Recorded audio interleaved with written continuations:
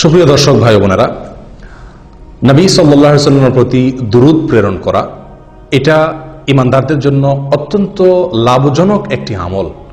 এমন একটি লাভজনক আমল যার 40টি উপকারিতার কথা বর্ণনা করেছেন আল্লামা ইবনুল কাইয়িম রাহিমাহুল্লাহ। তার কিতাবে তিনি নবী সাল্লাল্লাহু আলাইহি ওয়াসাল্লামের প্রতি দুরূদ পাঠের 40টি উপকারিতা, একটি দুটি বা চারটি ছয়টি নয়, 40টি উপকারিতার কথা তিনি বর্ণনা করেছেন। তার সবগুলো আমরা উল্লেখ করতে যাব না, মাত্র 5-6টি গুরুত্বপূর্ণ উপকারিতার কথা আমরা আজ আপনাদের সঙ্গে শেয়ার করতে চাই। প্রিয় বন্ধু, নবী সাল্লাল্লাহু আলাইহি ওয়াসাল্লামের প্রতি দুরূদ প্রেরণ করা, তার জন্য দুরূদ পাঠ করার মানে হলো তার জন্য দোয়া করা, শান্তির জন্য, রহমতের জন্য আল্লাহ সুবহানাহু ওয়া তাআলার কাছে আরজি পেশ করা। এটাই হলো দুরূদের সারমর্ম। দুরূদ পাঠ করা মানে হলো নবীজির জন্য দোয়া করা। প্রিয় বন্ধু, নবী সাল্লাল্লাহু আলাইহি ওয়াসাল্লামের প্রতি দুরূদ পাঠ করলে, তার জন্য দোয়া করলে তার সর্বপ্রথম উপকারিতা আমরা নিজেরা লাভ করব। আমরা দোয়া না করলেও আল্লাহ তাআলা তার হাবিবের প্রতি রহমত নাজিল করবেন। আমরা দোয়া না করলেও আল্লাহ সুবহানাহু ওয়া তাআলা তার হাবিবের প্রতি রহমত নাজিল করবেন। কিন্তু আমরা দোয়া করার মাধ্যমে, আমরা দুরূদ পাঠ করার মাধ্যমে আমরা নিজেরাই লাভবান হব। প্রিয় বন্ধু, আসুন আমরা দুরূদ সম্পর্কে নবী সাল্লাল্লাহু আলাইহি ওয়াসাল্লামের বাণী থেকে গুরুত্বপূর্ণ কয়েকটি পয়েন্ট জেনে নেই, যেগুলো আমাদের সকলকে আমলটি করতে উৎসাহ যোগাবে ইনশাআল্লাহ বিইذنিল্লাহ। তিরমিজির একটি বিশুদ্ধ সূত্রে বর্ণিত হাদিসে আসছে, উবাই ইবনে কাব রাদিয়াল্লাহু তাআলা আনহু অত্যন্ত সিনিয়র একজন সাহাবী। তিনি নবী সাল্লাল্লাহু আলাইহি ওয়াসাল্লামের কাছে একবার বলেছিলেন, ইয়া রাসূলুল্লাহ, আমার যত দোয়া আছে তার ভেতরে কত পার্সেন্ট দোয়া আপনার জন্য বরাদ্দ করব? নবী সাল্লাল্লাহু আলাইহি ওয়াসাল্লাম তাকে ইচ্ছাধিকার দিয়ে বলছিলেন, তুমি যতটুকু চাও, কোনো বাধ্যকতা তোমার জন্য নেই। কোরআন সুন্নাহ তোমাকে কোনো এ ব্যাপারে বাধ্য করেনি যে এত পার্সেন্ট তোমাকে দোয়া করতে হবে, তোমার দোয়ার ভেতরে নবীর জন্য দোয়া এতটুকু রাখতে হবে, এরকম কোনো কথা নেই।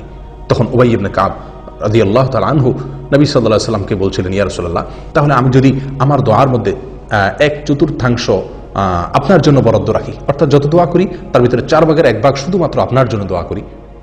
নবী সাল্লাল্লাহু আলাইহি ওয়াসাল্লাম বললেন, তাহলে সে তোমার জন্য কল্যাণকর, আর যদি আরো বাড়াতে পারো সে তোমার জন্য আরো বেশি ভালো।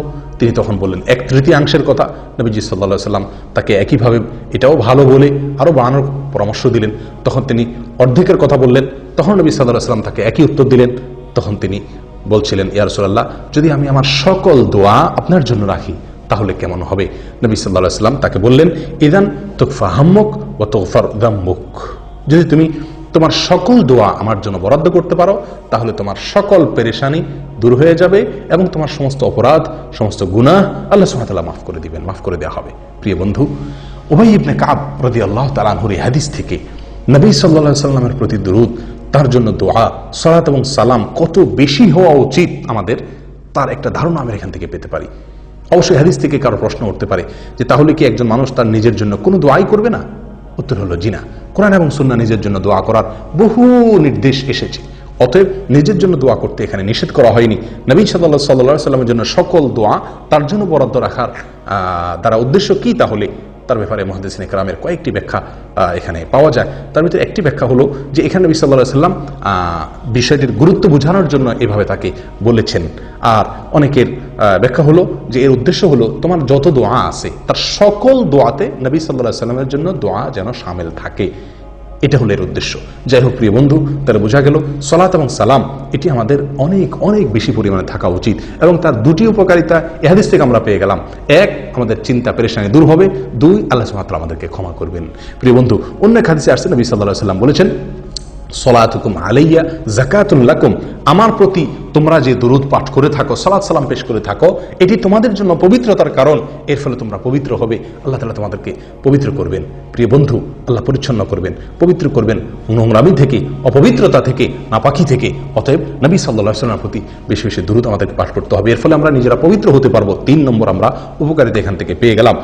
নাম্বার 4, আল্লাহ সুবহানাহু ওয়া তাআলা নবী সাল্লাল্লাহু আলাইহি ওয়াসাল্লামের প্রতি দুরূদের মাধ্যমে আমাদেরকে যে নিয়ামতটি দিয়ে ধন্য করবেন সেটি হলো আমরা নবীজির দোয়া দ্বারাই ধন্য হতে পারবো। আমরা স্বয়ং রাসূলুল্লাহ সাল্লাল্লাহু আলাইহি ওয়াসাল্লামের দোয়া আমরা অর্জন করতে পারবো। প্রিয় বন্ধু, আজ দুনিয়াতে কোনো বড় আলেম, কোনো বড় নেককার, কোনো বড় বুজুর্গ, কোনো ভালো মানুষ, বিশ্ববিখ্যাত কোনো আলেম, কোনো শেখ, কোনো বড় স্কলার, মক্কার হারামের ইমাম, মদিনার হারামের ইমাম যদি আমার জন্য 2 হাত তুলে দোয়া করেন, আমার জন্য অনেক দোয়া করেন কল্যাণের, তাহলে আমরা কতই না খুশি হব এবং তাদের দোয়া লাভের জন্য আমরা কতই না চেষ্টা করি। প্রিয় বন্ধু, স্বয়ং নবী সাল্লাল্লাহু আলাইহি সাল্লাম আপনার জন্য দোয়া করবেন যদি আপনি তার প্রতি দুরূদ নাজিল করেন। এবং এই বিষয়ে নবী সাল্লাল্লাহু আলাইহি সাল্লামের অনেকগুলো হাদিস বর্ণিত হয়েছে, যে হাদিসগুলোর সারমর্ম হলো এই যে তিনি তার জন্য দুরূদ পাঠ করা হলে তিনি তার জবাবে আমাদের জন্য আল্লাহ তাআলার কাছে দোয়া করেন এবং রহমতের প্রার্থনা তিনি নিজেও করেন। নবী সাল্লাল্লাহু আলাইহি সাল্লাম এরকমভাবে এক হাদিসের ভিতরে আসছে সহিহ মুসলিমের, তিনি বলেছেন, তোমাদের কেউ যদি আমার কাছে সালাম পেশ করে, সালাত পেশ করে, তাহলে আমার কাছে একজন ফেরেশতা যখন ওটা পেশ করেন, ওটা উপস্থাপন করেন, তখন আমি তার জবাবে ওই সালাত পাঠকারী ব্যক্তির জন্য তার জবাব দিয়ে থাকি, জবাবি সালাম দিয়ে থাকি, অর্থাৎ আমিও তার জন্য শান্তির দোয়া করে থাকি। আল্লাহ সুবহানাহু ওয়া তাআলা বলেন, ওয়াসাল্লি আলাইহিম ইন্না সালাতাকা সাকানুন লাহুম। হে রাসূল, আপনি আপনার উম্মতের জন্য দোয়া করুন, আপনার দোয়া তাদের জন্য শান্তির কারণ। প্রিয় বন্ধু, সালাত এবং সালাম নবীর প্রতি প্রেরণ করলে স্বয়ং নবীজির দোয়া আমরা লাভ করতে পারবো। প্রিয় বন্ধু, নবী সাল্লাল্লাহু আলাইহি সাল্লামের এক হাদিসে তিনি বলেছেন যে ইন্নাল্লাহা ওয়াক্কালা মালাকাম মিনাল মালাইকা, আল্লাহ তাআলা ফেরেশতা নির্ধারণ করে রেখেছেন কি কাজের জন্য? যে ফেরেশতার কাছে সমস্ত আদম সন্তানের বায়োডাটা দেওয়া আছে, সবার নাম ধাম দেওয়া আছে। যখনই কেউ দুরূদ পাঠ করে, ওই ফেরেশতা নবী সাল্লাল্লাহু আলাইহি সাল্লামের কাছে সেই দুরূদকে পেশ করেন এবং বলেন, ইয়া রাসূলুল্লাহ, আপনার উম্মতের অমুক সদস্য, অমুকের সন্তান অমুক, সে আপনার প্রতি দুরূদ পাঠ করেছে, দুরূদ প্রেরণ করেছে। তখন নবী সাল্লাল্লাহু আলাইহি সাল্লাম তার জবাব দিয়ে থাকেন, অর্থাৎ তিনিও তার জন্য রহমতের দোয়া করে থাকেন। প্রিয় বন্ধু, যত বেশি আপনি ইস্তেগফার করবেন, তত বেশি নবীজির দোয়া লাভ করতে পারবেন। দিনে যদি আপনি 100 বার ইস্তেগফার করেন, তার মানে আপনি 100 বার নবী সাল্লাল্লাহু আলাইহি সাল্লামের দোয়ার ভাগীদার আপনি হতে পারলেন। আসুন এটাকে আমাদের জীবনের অংশ বানিয়ে নিই। তাহলে দোয়ার 4 নম্বর উপকারিতা হলো নবী সাল্লাল্লাহু আলাইহি সাল্লামের দোয়া, ইস্তেগফার, সালাতের 4 নম্বর উপকারিতা হলো আমরা নবী সাল্লাল্লাহু আলাইহি সাল্লামের দোয়ার ভাগীদার হতে পারবো, দোয়ার অংশীদার হতে পারবো। সালাত এবং সালামের আরেকটি গুরুত্বপূর্ণ উপকারিতা হলো যে এর ফলে আমরা আল্লাহ সুবহানাহু ওয়া তাআলার রহমত আমাদের প্রতি নাজিল হবে। নবী সাল্লাল্লাহু আলাইহি ওয়াসাল্লাম বিখ্যাত একটি হাদিস আমরা অনেকেই জেনে থাকার কথা, তিনি বলেছেন, মান সাল্লা আলাইয়া মাররাতান সাল্লাল্লাহু আলাইহি আশারা, যে ব্যক্তি আমার প্রতি একবার দুরূদ পাঠ করবে, আমার জন্য একবার সালাত সালাম পেশ করবে, আল্লাহ তাআলা তার জন্য 10 বার রহমত নাজিল করবেন। একের বিনিময়ে 10, সে আমার জন্য একবার রহমত নাজিল এর দোয়া করবে, আল্লাহ তাআলা তার জন্য 10টি রহমত 10 বার, তার জন্য একটির বিনিময়ে 10টি বার তার প্রতি আল্লাহ তাআলা রহমত নাজিল করবেন। প্রিয় বন্ধু, অতএব আসুন এই সালাত এবং সালামকে আমরা খুব গুরুত্বের সাথে অবসর সময়গুলোতে যখন সুযোগ পাই আমরা সালাত এবং সালামের অভ্যাস করি, নবী সাল্লাল্লাহু আলাইহি ওয়াসাল্লামের প্রতি দুরূদ প্রেরণ করার চেষ্টা করি। তাহলে আমরা আল্লাহ সুবহানাহু ওয়া তাআলার রহমতের ভাগীদার হতে পারবো, আল্লাহর রহমতের মালিক আমরা হতে পারবো। প্রিয় বন্ধু, পেরেশানি দূর হয়ে যাবে, আল্লাহ তাআলা আমাদেরকে ক্ষমা করে দিবেন এবং এর মাধ্যমে স্বয়ং নবী সাল্লাল্লাহু আলাইহি ওয়াসাল্লামের দোয়ার ভাগীদার আমরা হব। আল্লাহ তাআলা আমাদেরকে পবিত্র করবেন, আল্লাহ তাআলার রহমত আমাদের প্রতি নাজিল হবে। আরো বহুবিধ উপকারিতা রয়ে গেছে। প্রিয় বন্ধু, সবসময় দুরূদ পাঠ করা যায়, বিনা ওযুতেও দুরূদ পাঠ করা যায়, বাথরুম ছাড়া, শুধুমাত্র টয়লেট ছাড়া, আর বাকি যে কোনো জায়গাতে আপনি পবিত্র থাকলেই, ওযু যদি নাও থাকে তবু আপনি দুরূদ পাঠ করতে পারেন। এবং এই দুরূদ পাঠ অত্যন্ত সহজ একটি আমল। সবচেয়ে সহজ দুরূদ হলো সাল্লাল্লাহু আলাইহি ওয়াসাল্লাম। আমরা সাধারণত আজকাল নবী সাল্লাল্লাহু আলাইহি ওয়াসাল্লামের নাম শুনলে হয়তো বড় যে সাল্লাল্লাহু আলাইহি ওয়াসাল্লাম অনেকে বলি, আবার অনেকে বিভিন্ন উপলক্ষে কোনো নতুন ঘর, নতুন দোকান, নতুন বাড়ি, এগুলো উদ্বোধন উপলক্ষে মিলাদের নামে আমরা হয়তো কিছু গতানুগতিক দুরূদ পাঠ করি। প্রিয় বন্ধু, এটা নয়। দুরূদ হলো চলতে ফিরতে, উঠতে বসতে, আগে পরে প্রত্যেকটি দোয়াতে আমরা দুরূদ পাঠ করতে হবে। আল্লাহ সুবহানাহু ওয়া তাআলা সালাতের মতো ইসলামের সবচেয়ে ঈমানের পরে গুরুত্বপূর্ণ বিষয়, সেখানে একটা অংশ রেখে দিয়েছেন সালাতকে, অর্থাৎ নবী সাল্লাল্লাহু আলাইহি ওয়াসাল্লামের প্রতি দুরূদকে। তাহলে বোঝা গেল যে দুরূদ আমাদের প্রত্যেকটি দোয়াতে নবীর জন্য দুরূদ থাকা উচিত এবং উঠতে বসতে চলতে ফিরতে অবসর সময়গুলোতে নবীর জন্য দোয়া আমাদের মুখে জারি থাকা উচিত। তার লাভ আমরা নিজেরাই ভোগ করব। তিনি যে আমাদেরকে দুরূদ পাঠের নির্দেশ করেছেন এবং অধিক হারে দুরূদ প্রেরণ করতে বলেছেন তার প্রতি, সেটা আমাদের নিজেদের স্বার্থে, আমাদের নিজেদের সুবিধার্থে। প্রিয় বন্ধু, দুরূদের জন্য সবচেয়ে গুরুত্বপূর্ণ সময়, সবচেয়ে মূল্যবান সময়, দুরূদের সিজন বলা যেতে পারে শুক্রবার এই দিনটি এবং শুক্রবারের রাতটি, অর্থাৎ বৃহস্পতিবার সন্ধ্যা থেকে নিয়ে শুক্রবার রাত শুরু হয়ে যায়। বৃহস্পতিবার সন্ধ্যায় সূর্য যাওয়ার সঙ্গে সঙ্গে শুক্রবারের হিসাব শুরু হয়ে যায়। এক হাদিসে তো আলাদা শুক্রবার দিন এবং শুক্রবার রাত, এই উভয়টিকে নবী সাল্লাল্লাহু আলাইহি ওয়াসাল্লাম আলাদাভাবে উল্লেখ করে বলেছেন যে তোমরা এই শুক্রবার দিনে এবং শুক্রবার রাতে আমার প্রতি দুরূদ প্রেরণ করো। ইবনে মাজাহ এক হাদিসে আসছে। প্রিয় বন্ধু, শুক্রবারে নবী সাল্লাল্লাহু আলাইহি ওয়াসাল্লামের প্রতি দুরূদ পাঠ করার বিষয় আরো অনেকগুলো হাদিসে আসছে, যেগুলোর খোলাসা কথা হলো যে শুক্রবার তোমরা আমার প্রতি দুরূদ পাঠ করো। নবী সাল্লাল্লাহু আলাইহি ওয়াসাল্লামের হাদিস সহিহ মুসলিমে যেটি বর্ণিত হয়েছে, তিনি ইরশাদ করেছেন, যে ইন্না আফদাল আইয়ামিকুম ইয়াউমুল জুমআ, নিশ্চয়ই তোমাদের এই দিনের ভিতরে সপ্তাহের সবচেয়ে সেরা এবং শ্রেষ্ঠ দিন হলো জুমার দিন। অতএব কি করো, ফাআকথিরু আলাইয়া মিনাস সালাতি ফি, অতএব এই দিনে তোমরা আমার প্রতি বেশি বেশি দুরূদ পাঠ করো।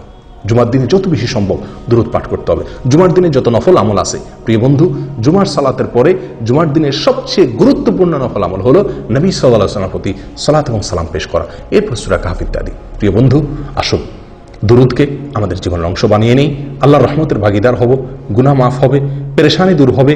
আল্লাহ সুবহানাহু ওয়া তাআলা এই দুরূদের মাধ্যমে আমাদেরকে পবিত্র করবেন এবং স্বয়ং নবী সাল্লাল্লাহু আলাইহি ওয়াসাল্লামের দোয়ার ভাগিদার আমরা হতে পারব। আল্লাহ তাআলা আমাদের সকলকে দুরূদের আমলটিকে সবসময় নিয়মিত করার তৌফিক দান করেন। দুরূদ, সবচেয়ে শ্রেষ্ঠ দুরূদ হলো দুরূদ ইব্রাহিম, যেটি আমরা সালাতের মধ্যে পড়ে থাকি। এছাড়া যে কোনো দুরূদ আমরা পাঠ পড়তে পারি, এমনকি আমাদের নিজেদের কোনো বানানো দুরূদও আমরা পড়তে পারি। তার জন্য দোয়া যে কোনো ভাষায় হতে পারে, নিজের ভাষায় মাতৃভাষায়ও হতে পারে। শুধু লক্ষণীয় হলো একটি বিষয়, সেটি হলো নবীজির জন্য কোরআন এবং সুন্নাহর বাইরে নিজেদের ভাষায় যদি কোনো দুরূদ আমরা তার জন্য প্রেরণ করি, পাঠ করি বা তার জন্য কোনো দোয়া করি, তাহলে সেটি অবশ্যই তার ভিতরে এমন কোনো কথা থাকতে পারবে না যেটি কোরআন এবং সুন্নাহ অ্যালাউ করে না। যেমন কথার কথা, আপনি যদি নবীর প্রতি দুরূদ প্রেরণ করতে গিয়ে তার প্রশংসায় এমন কোনো বাক্য ব্যবহার করেন যেটি কোরআন এবং সুন্নাহ আর আলোকে নিষিদ্ধ, অর্থাৎ যেটি হয়তো আল্লাহর শান, আপনি বাড়াবাড়ি করলেন। নবী সাল্লাল্লাহু আলাইহি ওয়াসাল্লাম বুখারীর এক হাদিসে বলেছেন, লা তুতরুনি কামা আতরাতিন নাসারা ইবনে মারইয়াম, খ্রিস্টানরা যেরকম ইবনে মারইয়ামকে ঈসা আলাইহিস সালামের মর্যাদাকে বাড়াতে বাড়াতে আল্লাহর পর্যায়ে নিয়ে গেছে, খবরদার তোমরা আমাকে নিয়ে এরকম বাড়াবাড়ি করো না আমার মর্যাদা বর্ণনা করতে গিয়ে। প্রিয় বন্ধু, অতএব দুরূদের মধ্যে যদি কোনো অত্যুক্তি না থাকে, নবী সম্পর্কে এমন কোনো কথা না হয় যেটা নবীর সঙ্গে যায় না, যেটি আল্লাহর শান, তাহলে সেক্ষেত্রে নিজের বানানো দুরূদ হলেও সমস্যা নেই, নিজের ভাষা হলেও সমস্যা নেই। কিন্তু প্রিয় বন্ধু, যেহেতু দুরূদের ফরম্যাট নবী সাল্লাল্লাহু আলাইহি ওয়াসাল্লাম নিজে শিক্ষা দিয়ে গেছেন, তাহলে আমি নিজের বানানো দুরূদ কেন পড়তে যাব?